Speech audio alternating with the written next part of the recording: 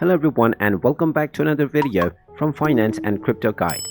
In this video, I'm going to show you how to log out from your account on YouHodler if you have not signed out from your device or your web browser. So let's get started right away. First of all, open up the web browser in which you have not signed out from your YouHodler account. Once you open it up, simply type in youhodler.com in the address bar and press enter. You will now be taken into the official YouHodler website. Now within the homepage, you will find the sign in button which you can click on to continue into your account. Now if you have not logged out, you will directly be taken into your profile when you click on the sign in button.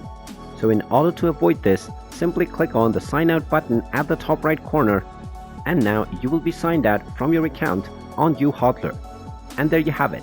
That is how easy it is to sign out from your account on the YouHodler platform. If you find this video helpful, make sure you hit that like button and subscribe to our channel if you haven't done so already. Also ring that notification bell to never miss another update from us. Thank you for watching, and I will see you again in the next video.